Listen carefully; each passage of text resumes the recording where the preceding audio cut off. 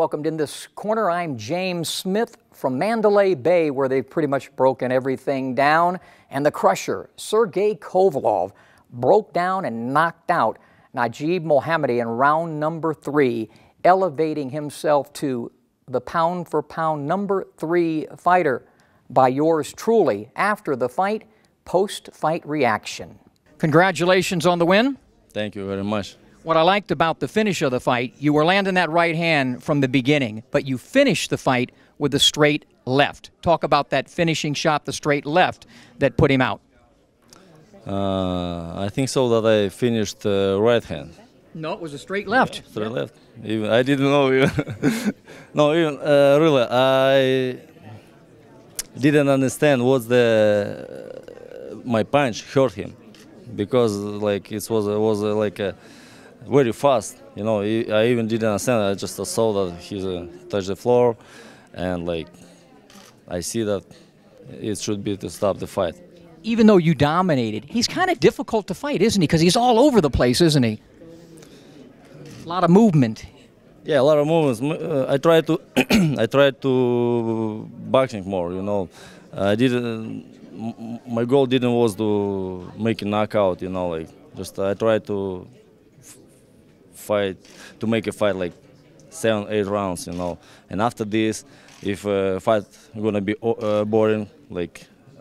Should to push me myself and make a great cure. John, grade Sergey's quick performance tonight. I give him a B, like a B plus. You know, I just had to tell him, I was talking about how I liked how he finished with that straight left, which was kind of like the shot that Douglas finished Tyson with, and he thought it was a right. He didn't even know that it was the left at the end because the right was so effective. Going into this fight, did you plan on the left being an important weapon, not just the jab, the straight left, because that's an unusual shot? No, believe it or not, we worked on that combination. You jab right hand, and you come back with a stiff left jab, and you push it. And we worked on that, so I guess tonight he's seen the opening and made it work for him. He's an interesting fighter, and he's very intelligent. So, you know, I knew the fight.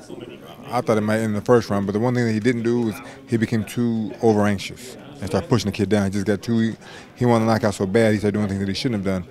And he might have got the first round knockout, but overall, the performance was good, could have been better. That's why I got to be minus because of the pushing and grabbing the first round.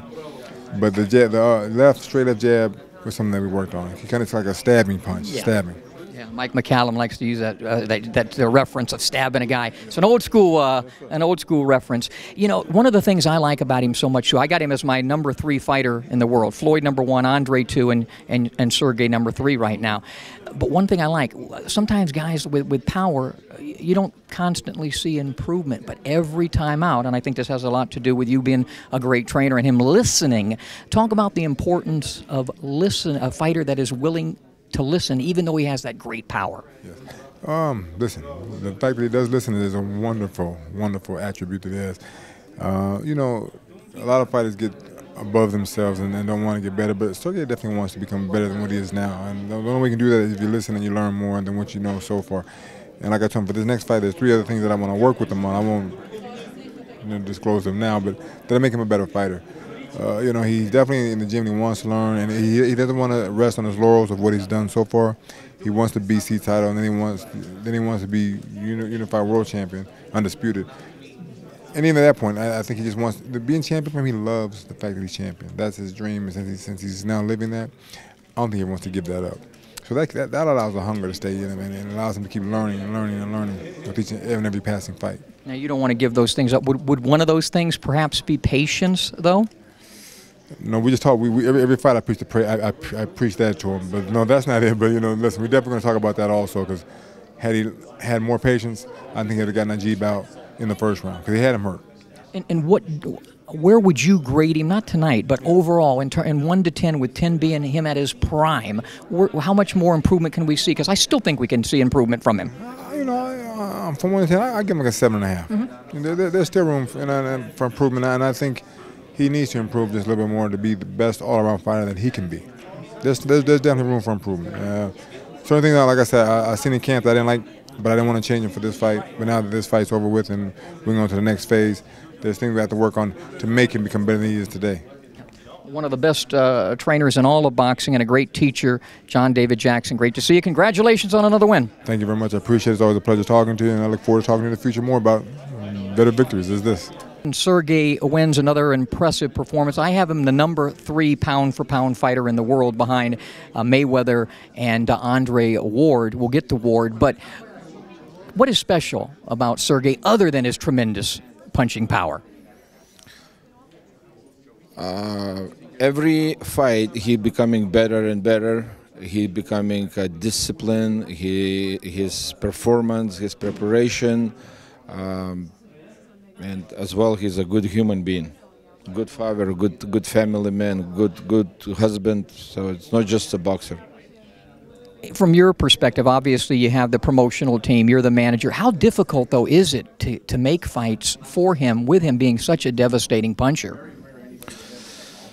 Well, it was, tell you the truth, in the beginning it was more difficult to make him fights, but right now people who stepping in the ring, they're thinking they can beat Kovalev and they can grab from him 3 titles. So basically today, if a guy is not scared, it's easy to make a fight. It's not difficult, absolutely. There's only one fight that's very difficult to make, and that's with a guy who doesn't want to fight him in Stevenson. Is that something that's on the back burner? Are you really trying to still make that fight, or is it obvious that the machinations to make it are just too difficult right now and you go on maybe to an Andre Ward? As Sergey told, he's interesting. The most biggest goal of his is to grab all 4 titles. And then, you know, Andre Ward, we can talk about Andre Ward when he will come to 175 division, because right now he's fighting Golovkin, which is maybe Golovkin going to come up to 168. If Andre Ward going to be willing to come to 175 division, of course he will have to fight Kovalev if he wants to put his name. As I can see today, not a single fight going at 175 division without name Sergey Kovalev.